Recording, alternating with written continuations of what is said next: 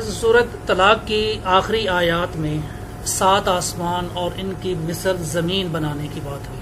جی جی جی. اس سے کیا یہ مطلب ہے کہ اس زمین کے ساتھ ساتھ اور دنیایں بھی ہیں یا زمینیں ہیں جہاں پہ انسان آباد ہیں؟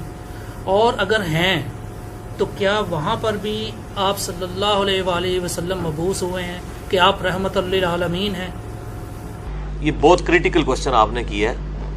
اور یہ جو سورہ طلاق کی آخری آیات ہے نا، اس حوالے سے ایک حدیث ہے جس کی وجہ سے یہ ساری کنفیوژن پیدا ہوئی ہے.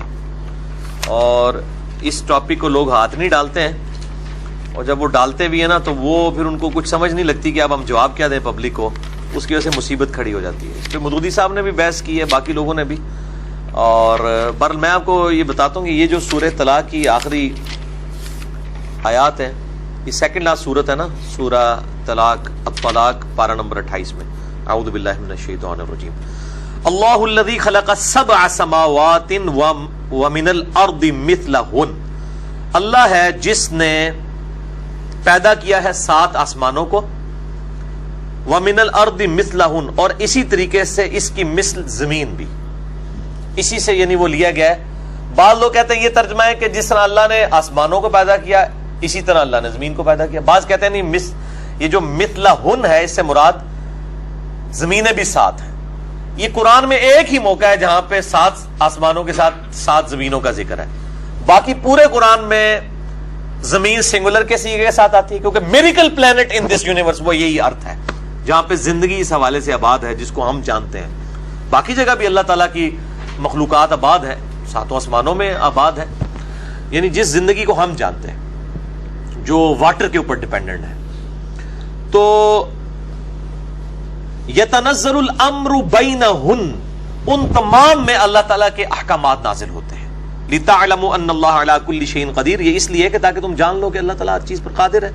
وان اللہ قد احاط بکل شیء علما، اور بے شک اللہ تعالیٰ نے ہر چیز کو اپنے علم سے گھیرا ہوا ہے، احاطہ کیا ہے. یہاں تک بات ہوتی ہے نا تو کنفیوژن نہ کریٹ ہوتی. اصل میں اس کانٹیکسٹ میں ایک حدیث ہے المستدرک للحاکم میں، کتاب التفسیر چیپٹر ہے، سورہ طلاق کی تفسیر میں المستدرک للحاکم کے اندر اسی کانٹیکسٹ میں ایک حدیث موجود ہے ابن عباس سے. ان کا قول ہے، حدیث موقوف. ابن عباس کہتے ہیں کہ جس طرح 7 آسمان ہیں اس طرح 7 زمینیں ہیں. یہاں تک تو بات ٹھیک ہے.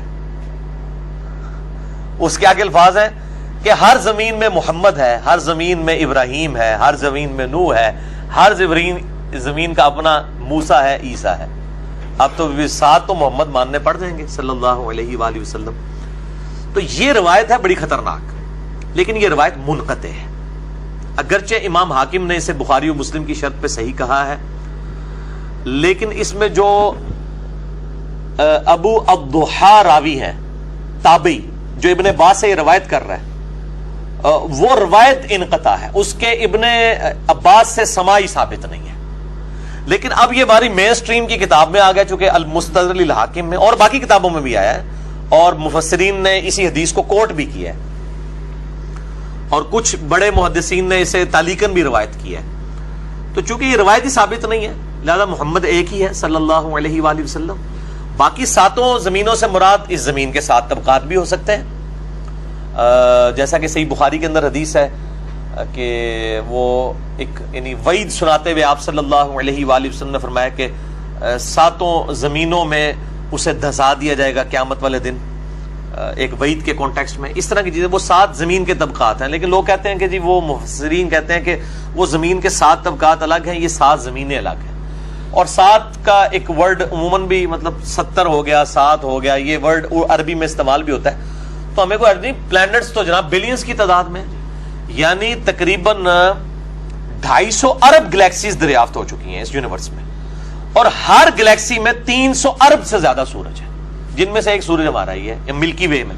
اس طرح کے 300 ارب اور سورج ہیں صرف اس ملکی وے ہماری گلیکسی میں، اور اس طرح کی 250 ارب گلیکسیز اور ہیں. وہ تو آپ سائنٹسٹ کہتے ہیں کہ سمندر کے جو ساحل سمندر کے کنارے پہ جو ریت کے ذرات ہیں وہ کم ہے، اور زمین جو کائنات میں پلانٹس اور سیارے اور سٹارز اس سے زیادہ دریافت ہو چکے ہیں. تو عین ممکن ہے کہ اس طرح کے مطلب معاملات ہوں. باقی جو یہ وہ اتنا خطرناک معاملہ نہیں تھا. خطرناک معاملہ یہ تھا جو اس حدیث میں الفاظ ہیں کہ ہر زمین میں ایک نوح ہے, ہر زمین کا اپنا محمد ہے, عیسیٰ ہے, موسیٰ ہے, محمد ہے صلی اللہ علیہ وآلہ وسلم.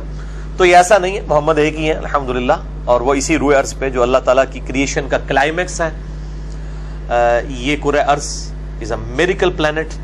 میرا اس کے اوپر لیکچر بھی ہے, ہو از اللہ in the light of latest scientific facts, مسئلہ نمبر 60. اللہ کون ہے جدید سائنسی حقائق کی روشنی میں. تو یہ والا جو معاملہ ہے 7 زمینوں والا وہ یہی ہے. یہ اچھا ہو گیا, یہ بڑا امپورٹنٹ سوال تھا.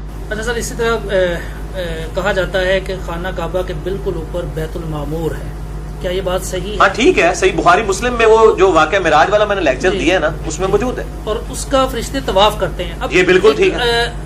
ذہن یہ کہتا ہے کہ وہ جو بیت المعمور ہے وہ اس پوری یونیورس کے سینٹر میں ہونا چاہیے. ذہن یہ کہتا ہے ایک مرکز.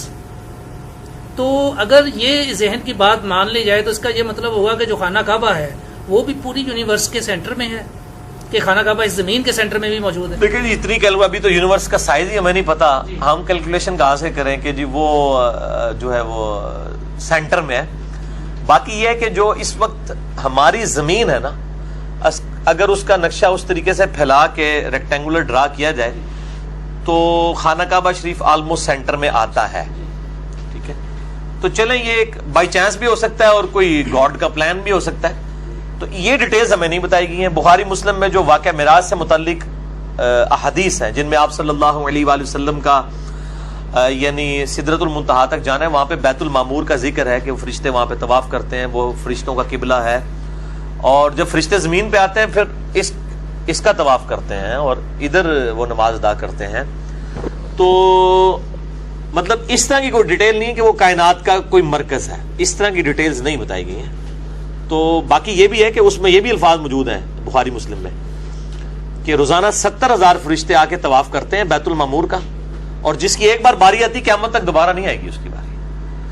تو وہ چاہے سینٹر میں ہو چاہے آف سینٹر ہو, مطلب ہمارے لیے وہ قبلہ تو سینٹر میں نہیں, ہمیں تو یہاں سے 4,000 کلومیٹر سفر کر کے ہی جانا پڑتا ہے. ایک بار ہی زندگی میں جانا پڑے تو ان کے لیے تو امپورٹنٹ ہے جہاں سے مرضی. اور پھر فرشتوں کو پہنچنے کے لیے کوئی سینٹر میں ہونا یا کوئی ہٹ کے ہو, سڑک وہاں بنی ہو نہ بنی ہو, فرشتوں کے لیے تو کوئی مسئلہ نہیں ہے, وہ جہاں بھی ہو. اصل مقصد یہ ہے کہ ایک بتایا گیا کہ بیت المعمور ہے.